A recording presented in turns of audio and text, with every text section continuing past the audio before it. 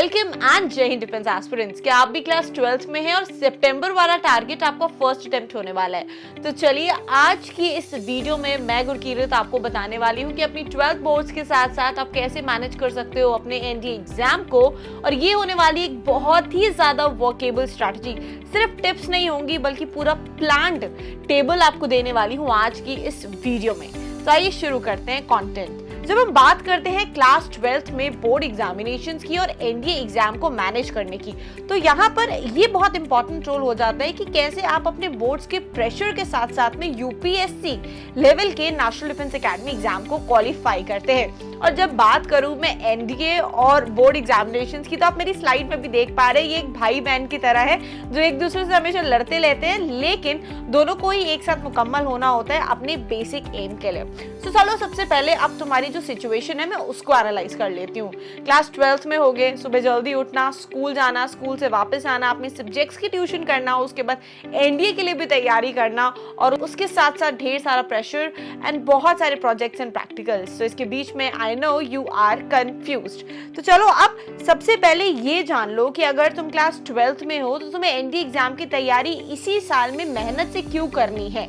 ठीक है, बहुत सारे रीजंस होंगे, उनको मैं आगे एड्रेस करूंगी, बट अभी मेन एम की बात करते हैं। देखो भाई, ये है तुम्हारा सुनहरा मौका, और मैं सब सुनहरा मौका बोल रही हूँ तो आप देख सकते हो ना वो टॉम एंड जेरी वाला क्लिप जो मैंने यहाँ लगा रखा है। तो जब टॉम को जेरी मिलता है तो वो उसके लिए सुनहरा मौका होता है, लेकिन टॉम क्या करता है, हमेशा जेरी को खवा देता है। तो उसी तरीके से अगर तुमको भी रियल टाइम सिनेरियो में एक असली टॉम बनना है जिसकी जेरी कहीं खोए ना, तो तुम्हें अपनाने होंगे ये सारे टिप्स। देखो बच्चा, सबसे पहले ये बहुत इंपॉर्टेंट है तुम्हें याद रखना कि जो सुनहरा मौका है मैंने क्यों नाम दिया, बिकॉज तुम क्लास 12th के बाद में सीधा एक गेजेट ऑफिसर बन जाओगे। तो इससे अच्छी बात क्या हो सकती है कि कक्षा 12वीं पास किया नहीं और तुम्हारे हाथ में एक ऐसी नौकरी है जो कि ऑफिसर लेवल की है, एक गेजेटेड ऑफिसर की है, और जिससे तुम्हारा रौला ही होने वाला है तुम्हारे फ्रेंड्स के बीच में, रिलेटिव्स के बीच में।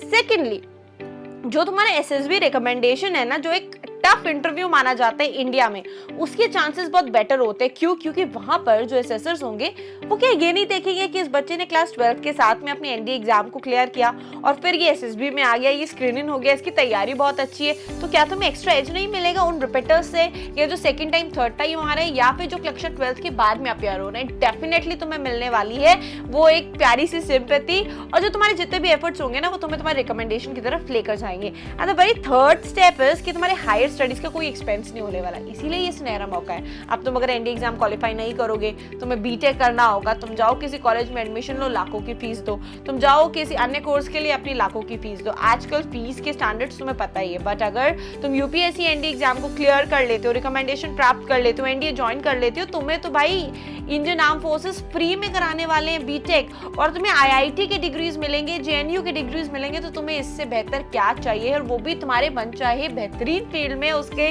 सारी चीजें मैं आपको सामने स्क्रीन पर मेंशन कर दूंगी।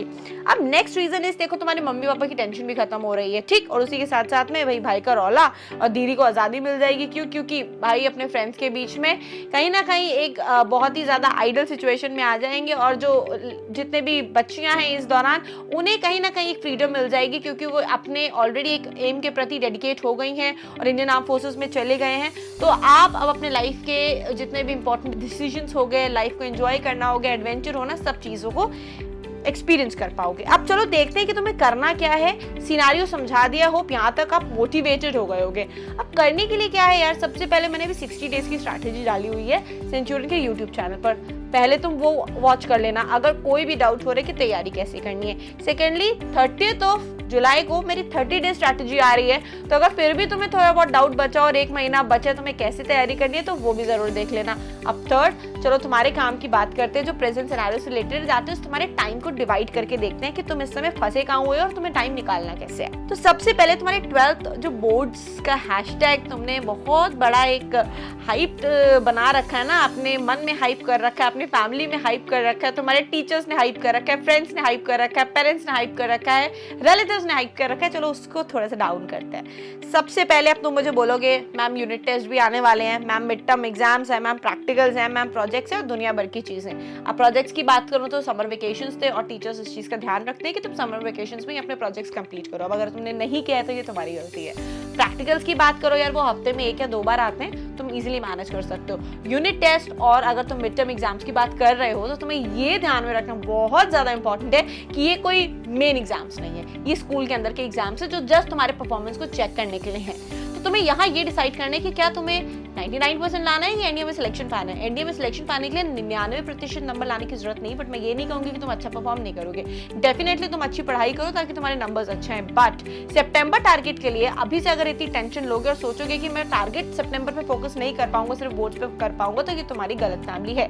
तुम सितंबर टारगेट के लिए इजीली फोकस कर सकते हो, ये तुम मान लो, और एक्सक्यूजेस देना बेटा तुम छोड़ दो। आओ देखते हैं फटाफट तुम्हें करना क्या है। चलो मैं सब्जेक्ट वाइज बता देती हूँ कैसे फोकस करोगे। मैथ्स बताऊंगी, फिर फिजिक्स केमिस्ट्री कवर करूंगी, फिर biology history geography polity cover करूंगी, and then current affairs general knowledge and economics cover करूंगी। 4 अलग वेरिएंट्स में कवर करूंगी ताकि तुम्हारे लिए हेल्पफुल हो। अब तुम चाहे कॉमर्स में हो, चाहे तुम ह्यूमैनिटीज के बच्चे हो, चाहे पीसीबी के हो, चाहे फिर तुम पीसीएम के हो, ये सिंपल स्ट्रेटजी तुम्हें हेल्प करने वाली है तुम्हारे गोल्स को अचीव करने के लिए। देखो, सबसे बड़ा एज क्या है कि तुम क्लास 12th में हो, उससे बड़ा एज क्या है कि तुमने हाल ही में कक्षा 10वीं पिछले 1 से 1.5 साल पहले कंप्लीट करी थी, और उससे बड़ा एज क्या है कि तुम पिछले साल 11th पढ़ के आए हो।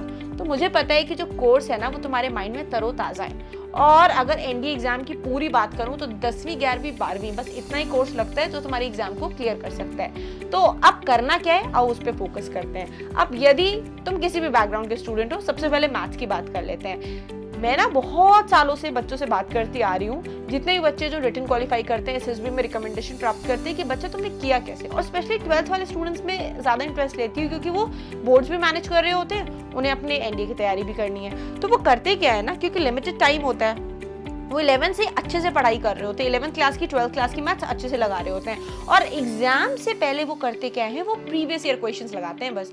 एंड मैं लिख के ले लो प्रीवियस ईयर क्वेश्चंस, अगर पिछले 5 साल के भी तुमने लगा ली, यानी 10 question paper, you are good to go. तुम्हें एटलीस्ट बढ़िया रीजनेबल स्कोर लाने से एनडीए एग्जाम में कोई रोक नहीं सकता है, ये मेरी गारंटी है। और मेरे ऐसे स्टूडेंट्स हैं जिन्होंने सेंचुरी डिफेंस अकेडमी में अपनी कई वीडियोस, अपने कई इंटरव्यूज के दौरान ये बोला है, हमने सिर्फ पीवाईक्यू लगाए थे और हमारा एनडीए का मैथ्स का पेपर बहुत आसानी से निकल गया।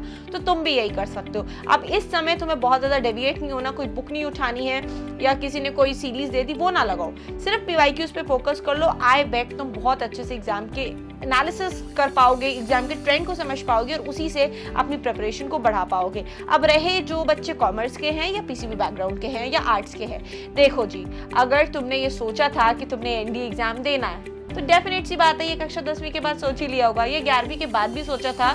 तो अभी 1.5 महीने में तुम अगर अब सोच रहे हो तो तुम क्या करोगे भाई, क्योंकि 11 से ही तुम्हें प्रिपरेशन करनी थी ना तुम्हारे मैथ्स की, क्योंकि आपके पास तो मैथ्स है नहीं है। तो अब अगर आपने तब नहीं करी थी, तो अगर इस दौरान कोई ऐसा है जो आपको हेल्प कर सकता है आपके मैथ्स को इम्प्रूव करने में इन लास्ट 1.5 मंथ्स, तो definitely go for it. Else ये तैयारी तुम्हें पहले से करनी चाहिए थी, और अगर आप कर रहे हो तो जस्ट इस समय पे पीवाईक्यूज लगा लो, परेशान होने की जरूरत नहीं है, it is very easy for you. चलो अब अगली बात करते हैं अगले सब्जेक्ट की, which is physics and chemistry. PCM वालों, क्या तुम्हें फिजिक्स एंड केमिस्ट्री पढ़ने की अभी भी जरूरत है? 11वीं में भी पढ़ी, 12वीं में भी पढ़ रहे हो और 10th में भी पढ़ के आए हो?